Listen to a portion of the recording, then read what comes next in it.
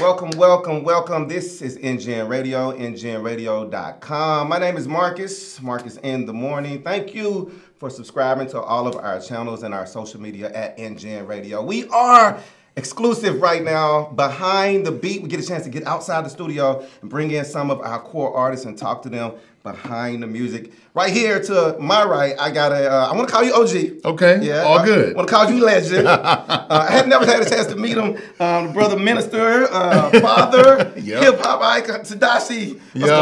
What's happening? Give it to me, I'm good, man, I'm well. I'm excited to be in the H. Okay. Always good when I can stop by NGEN, so it's good, man. For the early NGEN family, you used to actually have a show here. I used to actually have a show here. Yeah, what was that like stepping on this side of the microphone? Yeah, bro, being honest, I've always loved radio. Yeah. Always loved radio.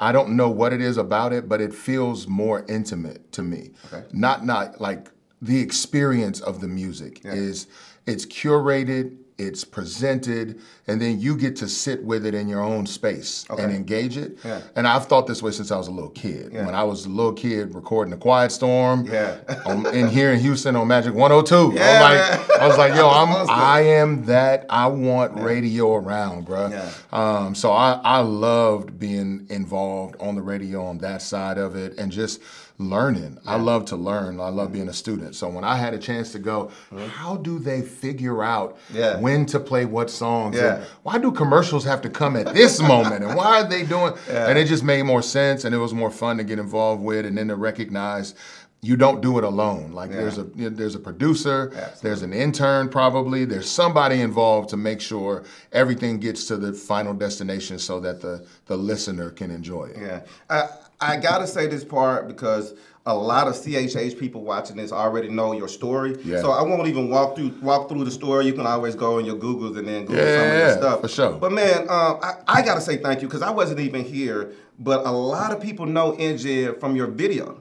Oh, when you jumped out the whip. Jumped out the whip, bro. What made you say I'm shooting a video at?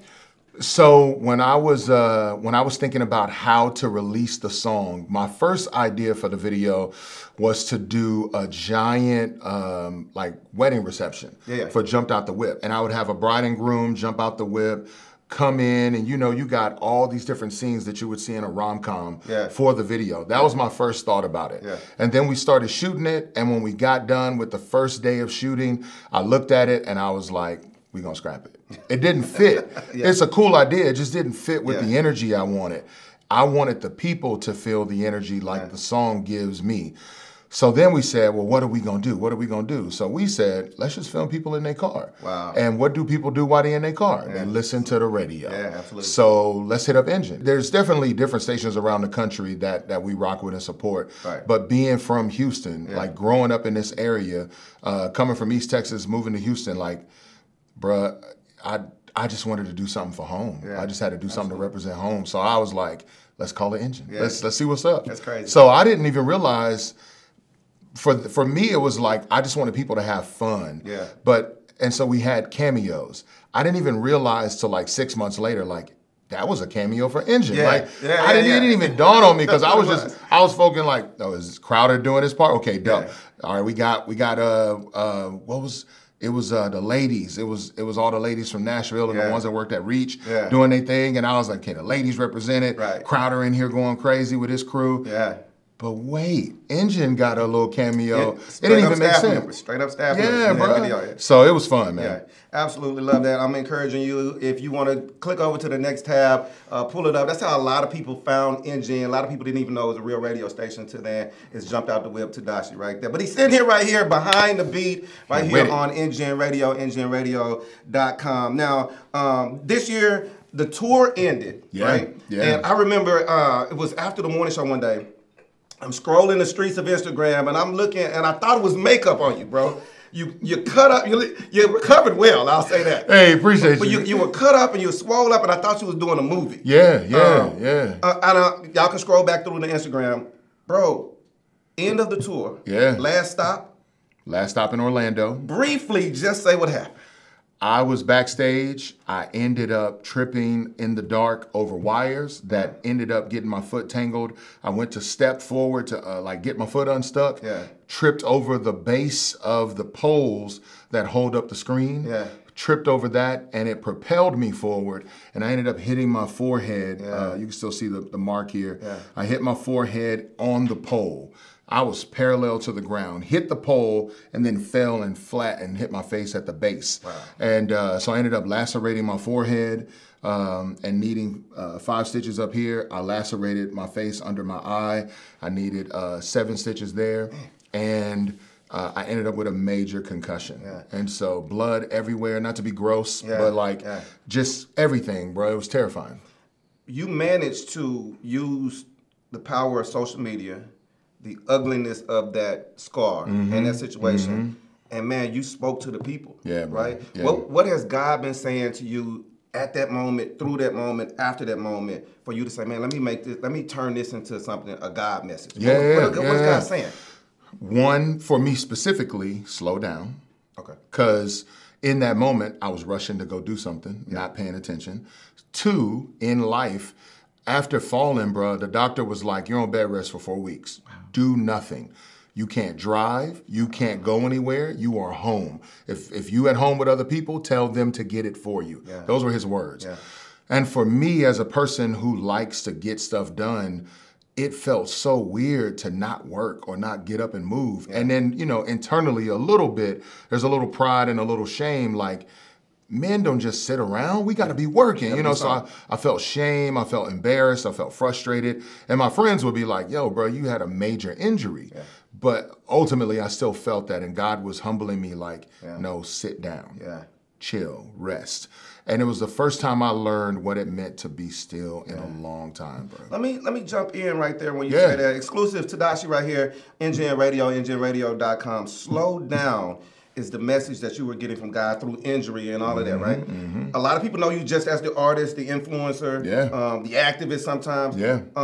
What is it like what is Tedashii's life outside of all of that? Outside of what we get to see on the other side of our phones? What is your life like? Most of the time, bro, I'm waking up in the morning, I drive my kids to school, and then after that, I go into either my little hole at home, or I ride the streets and I work. I love to put music on in my car, ride, and freestyle. And then when I get an idea based on what I see around me or based on what I just said, I pull over, start writing. Or I'll go to the studio and I'll start writing in my little hole there. So all of that is really kind of typical for me. I'll go to the gym. Every morning it was drop my kids off, go to the gym. We don't have the fancy lifetimes that y'all do here in Houston. You know, we ain't got the whirlpool and the grotto. It's like, you know, I'm like, I'll spoil. But I go to the Y and I park. I sit outside in the parking lot for an hour. I do my quiet time, I pray, and then typically Monday, Wednesday, and Friday, I call my wife, we pray together, and then I get out the car and I go work out. And then when I'm done, I go do my day, like I said, riding around, writing, singing, whatever. To not be able to have the routine that I was used to was it was so stressful. It was so annoying. And it was one of those moments where it's like, okay, this has to die. Not the routine, but my dependence upon something. God is gonna make me shift that back to him. Even if I can't have my routine, can I still be fully who I am? And I feel like that's something that I wanted to communicate to so many people. Certain things will happen in life outside of your control. Can you still maintain and be who God has called you to be in the midst of interruption, in the midst of hardship? Because this is an impactful moment right there. Man, look right there in that camera and tell them about to slow down. So listen, I know you watching right now and you like, what does that good looking man want to say to me? I'm gonna tell you right now. 1, slow down. What I mean by slow down is Selah. The scripture uses this word in the book of Psalms the most, and it means to pause, to take a beat, to take a breath. What we do a lot of times, because the world around us is always moving, is that we feel we have to always be moving. Social media has provided an opportunity that 24/7, you can always be in the know and you can always be in the conversation. Before, because of a 24-hour news cycle or because of radio, you could always kind of hear something going on. But now it is nonstop. So to step away from that almost feels foreign. It almost feels like you're not doing something you should be doing. But in reality, it is in those quiet, still moments where God can speak the loudest. All the noise is gone. All of the distractions are moved away. And what's left is you, your inner thoughts, and an idea of what God may want to say to you concerning what you hear in that silence. And so please don't rob yourself of the opportunity to hear loudly from a God who loves you and created you in his image so he could push you forward into whatever it is you were born to do. Love it. This is why you subscribe. NGEN Radio, NGENradio.com. Personal one-on-one, behind the beat. Tedashii, when you've been doing music a long time. Yeah. What was it like, that moment when you realized that, when you said most of your day you ride, you like to freestyle, it's musically, it's God-centered, but it's musically around it. Yeah. When you found your purpose, what was that moment like? You was like, oh, wow, God, this is my purpose. What was it like when I found my purpose? Bruh, I was actually in college, and I remember going up to a student and talking to them about life. The goal was to eventually talk to them about the Lord, but I wanted to just talk about life. It's always fun for me to do college ministry, college outreach, because that is the place where people show up thinking they know everything, but at the same time, ironically, attending a class telling them they know nothing. It is the weirdest thing. I'm like, so you paid money to come here to be taught something, but you don't need to be taught nothing. Got you. And so I just humbly sit there and go, well, let's just have a conversation. And when I get to talk to somebody about life and the Lord, and that moment, we've all seen it when we've spoken with people, and the light bulb comes on, and they get it. They're like, it clicks for them, and they're like, my life isn't what it should be, or I've been making a mistake, or man, I'm not living up to my full potential. Like all of that, when it clicks, bro, I can't describe the joy I feel when that happens, man. And for God to allow me to be a part of that moment, to see it. I'm not experiencing it, but I am in a sense, because I get to visibly see it take place. When people's eyes go up, or when they kind of tilt their head a little, or when there's a gasp and they're like shook for a moment and they go, I get it. That's that's when I knew, oh, I found my purpose. God has made me to be a communicator, whether it's through music, through writing, through acting, voice, radio, film, whatever it is. I was put on this earth to be a communicator. So I want to tell everybody about somebody who can save anybody. Bruh, I see the light bulb come on, it changes my day, changes my life. I always say to people, man, live on purpose, find your purpose. Your gifts and talents actually make room for you. And then them. And then them. So absolutely. A lot of people know your music, your catalog is super long. You're an OG in the game. What do you feel? How has Christian hip hop morphed and changed since the early days? Man, so one of the things that I think has become very different, and this is not probably what most people would say, but the number of people involved in Christian hip hop. Man, when I first heard about Christian hip hop, it was corny to me. Me too. Bruh, and I'm not even trying to throw shade at folks. I just was like, I'm good. Now, let's be fair. A part of the reason I said that is because I was still fleshly. I wanted something to feed the flesh. Like, give me some foul language, some crazy talk, some womanizing. I want it. And then I got saved, and I was like, I can't. It don't sound the same no more. It don't really fit. Absolutely. But to say now I'm gonna take what I knew as one thing and then flip it, I had no concept for it. So when I first heard it, I was like, nah, they ain't got bars like, such and such, like, I don't know. Is that important? And because it's still hip hop. Is that important to make sure that the production, the beats, the bars are all on point with what the world is, not saying what they say, but on the same playing field? I would agree with that, except my caveat would be not the world. Like, I wouldn't necessarily say that. I just believe across the playing field for people, there's a standard when it comes to certain things. I don't care if when I go get a steak, like I'm in Texas. Talk about it. When I go get barbecue, I care about the soul of an individual for sure. But if I go in your barbecue spot and the dude back there cooking ain't sweating with a white apron on that's messed up and like maybe a gold tooth, I don't want your barbecue. It ain't the same, bro. Like I just want it to be up to par for what I know to be good.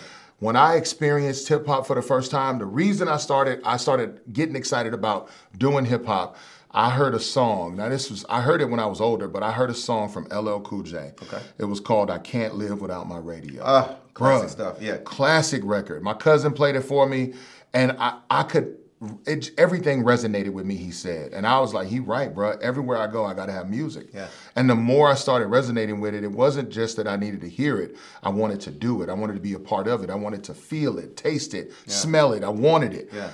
But if I was going to be involved, I knew it had to be up to a certain level because all I wanted to hear was good music. Yeah. I don't just go looking for like, who's horrible out here? Let me go find it. Let me go find the mix. And it's like, no, I want it to be up to par for good, not the standard of good, not the world, not mainstream.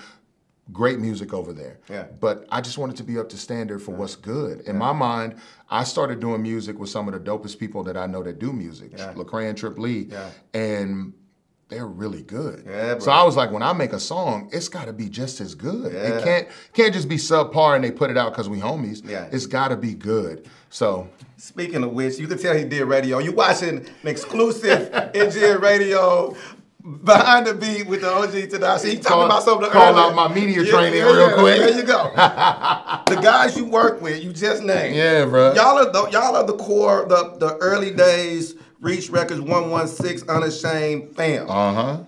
You back in the booth, man, after the accident, all of this stuff. Respect my team. Yes. Hashtag it. Yes. Respect my team. Hashtag respect my team, bro, man. I heard the song and I was like, you giving us old school feels. Yes, bro. And I just asked you about the growth of the genre of Christian hip hop music. Dropping that record, what was the process? We just said the sound kind of changed, but you gave us some feels. Yeah, I did. So I'm an artist. I'm a creative. I love art in and of itself. It could be old school, new school, whatever. I love. If it's good to me. Yeah. The difference was though, man, I wanted to do something that was going to be inspiring for people who've been rocking with us for a while. Okay. 116. We've been saying it since we started rapping. We don't have fans. We got family. And if I know I'm coming to a family reunion, like this coming Saturday, I'm having a family reunion in East Texas outside of Lufkin. Okay. And I'm going there not expecting everybody to just be different than what I know them to be, but one of the reasons I'm going with excitement is because it's familiar. I know what I'm about to get into. I know my auntie finna crush it with the food. Yeah. My uncle finna barbecue. Yeah. Like the music gonna be good. Like we're gonna be playing games. Yeah. I'm like, it's gonna be great. So when I did this record, I was like, man, I really want to do something for the core fan base who has been longing or looking for something from us to give that feeling again. Yeah. But at the same time, I wanted it to be in some way relevant for where we are now so that it could stand up to other sounds that are existing currently. Yeah. So I got the beat. Now, to be fair, to be honest, this was Lecrae's song first. Oh, wow. This was his song. Make sure you get, okay. I give him his credit. Yeah. He had done nothing to it. He hadn't rapped. So he dropped the ball on. He dropped the ball. Yeah, he dropped the ball on. Okay, okay. Exclusive. So, but here's the difference. Because I want people to understand. Artists will hear a dope beat and instantly be like, let me get it, because it's dope. Yeah. But there's a difference between desire and vision. A lot of people got desire for some dope things. Yeah. But if you don't have a vision for it, it will never happen. Lecrae had desire for it, but he hadn't yet gotten a vision for it. Because it was probably for you. As soon as I heard, because it was probably for me. Yes. As soon as I heard it, I had a vision for it. And I was like, I would do this, let me do it. So I called Ace at the label, A&R. I was like, Ace, yo, bruh, I need this beat. Let me get that. Let me get it. He like, nah, that's Lecrae's. We're gonna use it for such and such. I was like, cool. You know what? My desire was high, but I'll press it down. It's cool. Okay. Waited 3 months, nothing happened. Crae dropped music, doesn't come out. Yeah. I'm like, this mine now. I don't care what they say. I don't care what they say. Jack move, like Cube you say. So I go in and I take the song, I write to it, I come back. I play it for Ace, and I'm like, Ace, I'm not asking, I'm telling. It's mine now. Yeah. And he was like, I mean, y'all homies, so whatever, y'all worked it out. Y'all worked it out. So I go right on it, and instantly I was like, I hear Trip on the hook, but this time Trip need a verse. The last time we did a song together was Nothing I Can't Do from Below Paradise. Yep. I was like, no, Trip got to have a verse and he got to do the hook. And I need Lecrae to have a verse at the end. But I purposely did it that way because it was his at first. Yeah. So I was like, he should be the showcase at the end. It's his beat. But I called a producer and I was like, yo, I need the files. And he was like, man, I can send you files to that. I actually made a new version of that beat. Do you want to hear it? I was like, yeah. So Carvello, shout out Carvello who produced it. I said, yo, man, send it to me. He sent me the beat, played it.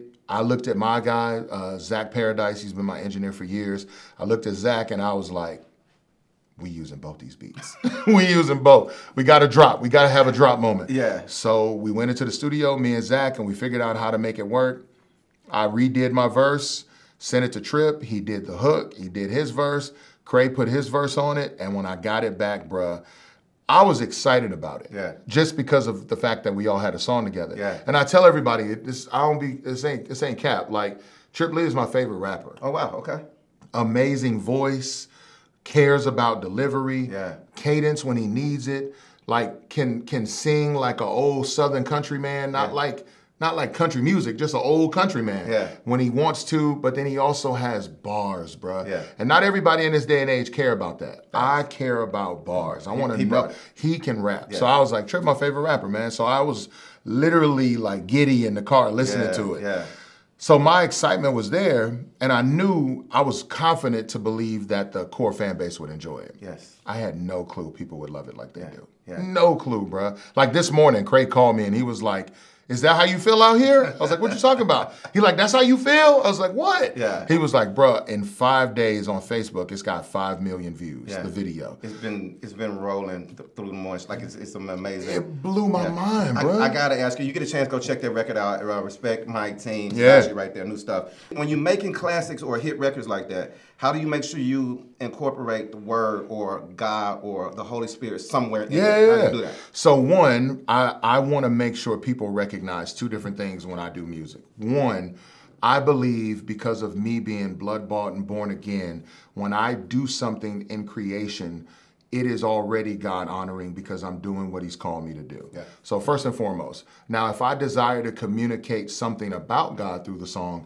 then I'll make sure to put something in there for that to be clear. Right. But I don't anymore wrestle with the idea of like, let me make sure God is clear in this song, because I do believe, honestly, even if I played the accordion, God was going to be glorified because a son of God is doing it. Yeah. But nevertheless, I was intentional to speak on certain things in the song as a way to testify to what God has done. Yeah. Like my first line in the song says, made it out the set. Yeah. I need my respect. Yeah. Like that alone for me, I'm like, where I came from, where cats was getting arrested. I mean, he was on the football field playing football. Yeah. Cops show up with the FBI. Hey, we need Chris.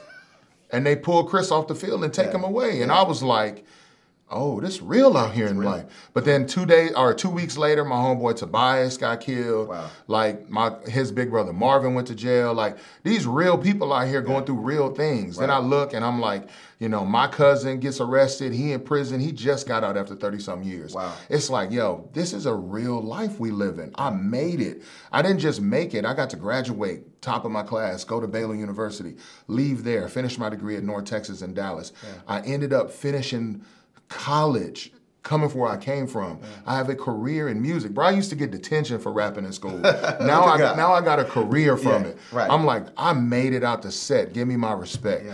But then at the end of it, I talk about it. I say, I got the force with Luke. I got the force with me. Proof. She was divorcing me.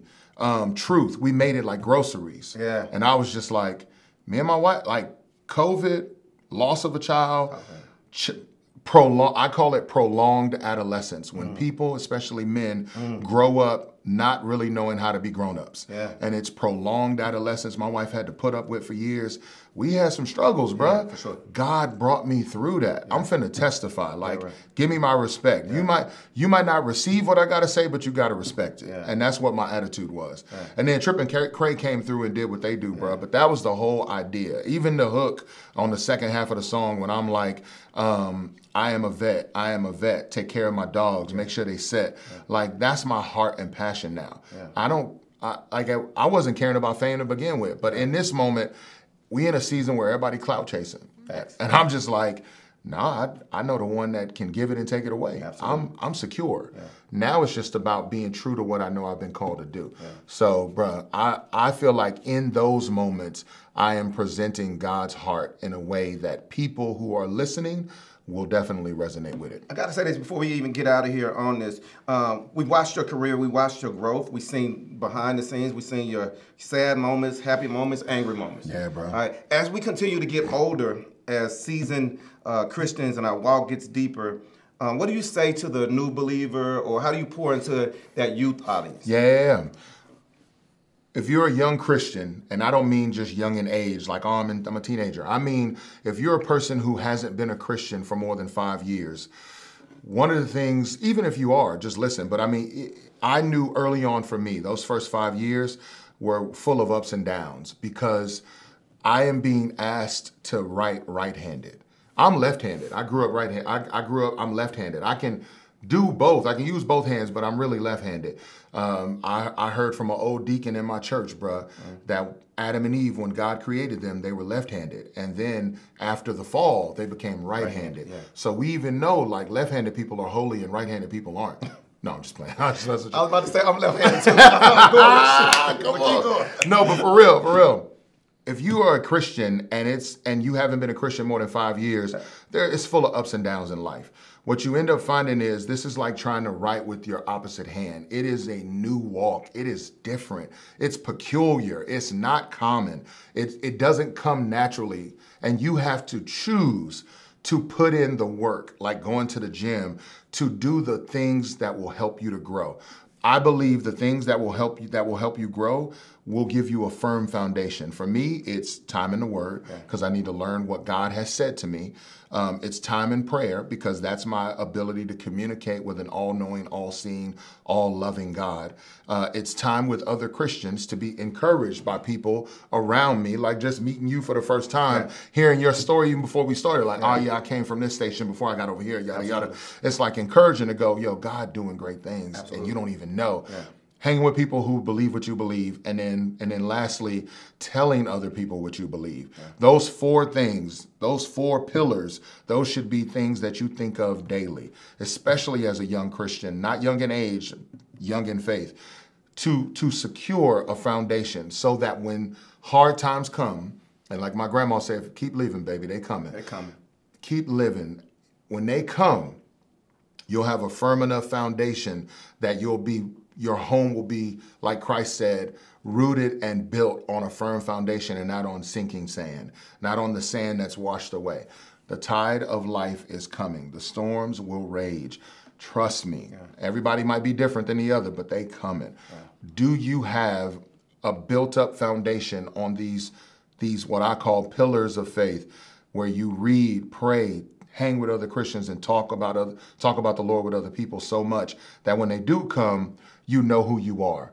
You may stumble, you may trip a little bit, but you know who you are, and that's not going to go anywhere. So, absolutely love that. If there's new believers or new CHH followers, you are a great follower on social media. You show all aspects of your life. Tell them how they can find you. Find me on anywhere, bro. Like, I'm on Twitter, Facebook, Instagram, even TikTok now. I jumped on TikTok. Are you dancing on TikTok? I'm not dancing. No, I'm not doing it. Okay. I'm not doing it. Yes. No, TikTok is a glorified drill team tryout. Yes, it is. And everybody sucks at it. It's like, I'm like, come on, y'all, let it go. Yeah. But I'm trying to do some fun stuff that's fun for me. But I'm there at Tedashii. My name, that's all you got to type in. You'll find me. Actually, in most things, you can type in TEDA and my name will pop up. Wow. Ted A. And then, YouTube. Go to YouTube. Subscribe to my channel. The new music video is there for Respect My Team. We did an old 70s vibe, bruh. Yeah. That mug is great. Yeah. Watch the video. You will not be disappointed. Trust me. Absolutely. You are watching an exclusive right here in NGEN, NGENradio.com. Please, sir, please, ma'am, I'm encouraging you to share this message and share other messages that lead people more to the cross. OG Tedashii right here with Marcus in the Morning, NGEN Radio.